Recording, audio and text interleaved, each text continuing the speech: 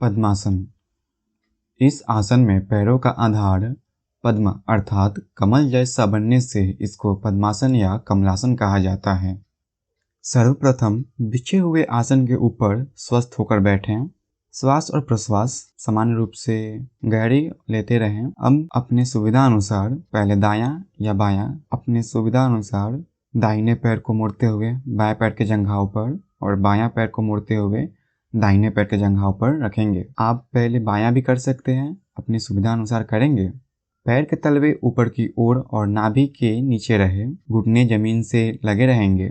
सिर, गर्दन, छाती, मेरुदंड आदि पूरा भाग सीधा और तना हुआ रहेगा। दोनों हाथ घुटनों के ऊपर। दोस्तों, पद्मासन जितना दिखने में सरल लगता है उतना ही कठिन भी है। अगर आपको निरंतर अभ्यास नहीं है तो आपके दोनों पैर एक दूसरे के ऊपर नहीं बैठ सकते, इसलिए आप प्रतिदिन इसका अभ्यास करें। श्वास लंबी और गहरी लें और लंबी गहरी श्वास छोड़ें। पूरा ध्यान अपने श्वास और प्रश्वास पर रखेंगे। प्रारंभ में जंघाओं के ऊपर दोनों पैर न रख सके तो एक ही पैर रखें। पैर में झंझनाहट हो, क्लेश हो तो भी निराश न होकर अभ्यास चालू रखें। पद्मासन में लंबे अवधि तक बैठने के लिए शुरू में आप 30 सेकंड तक करें। 30 से 40 सेकंड, 45 सेकंड। प्रतिदिन थोड़ी थोड़ी समय बढ़ाते रहेंगे। पद्मासन में बैठना बहुत सरल है, पर हमारा मन हमारे शरीर के साथ जुड़ा नहीं होने के कारण इधर उधर भटकते रहता है। इसलिए मन को कंट्रोल में करने के लिए पहले आप आंखें बंद कर लेंगे। आंखें बंद करने के पश्चात पूरी ध्यान अपने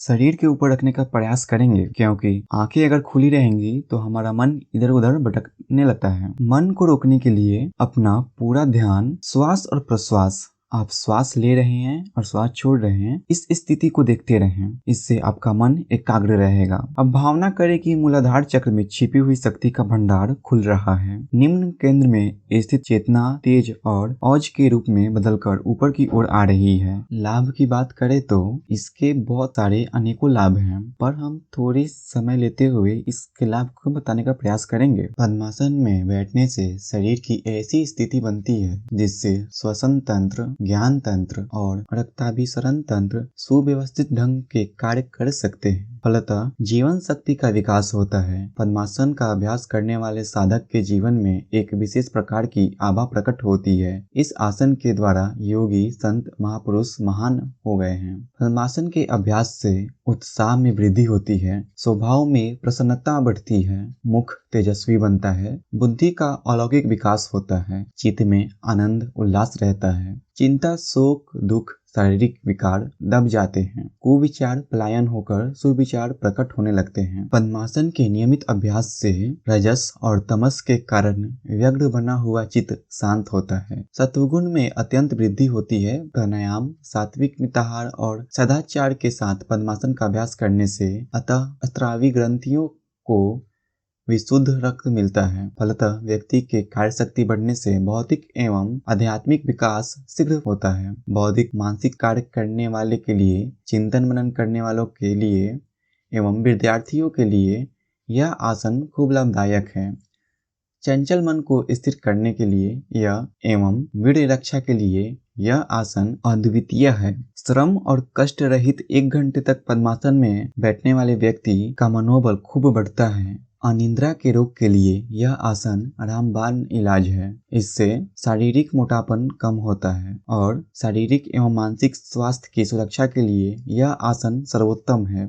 यम नियम पूर्वक लंबे समय तक पद्मासन का अभ्यास करने से उष्ण प्रकट होकर मूलाधार चक्र में आंदोलन उत्पन्न होते हैं। कुंडलिनी शक्ति जागृत होने की भूमिका बनती है। जब यह शक्ति जागृत होती है तब इस सरल दिखने वाले पद्मासन की वास्तविक महिमा का पता चलता है। महर्षि घेरंड, सांडिल तथा कई ऋषियों ने इस आसन की महिमा गाई है। ध्यान लगाने के लिए यह आसन खूब लाभदायक है।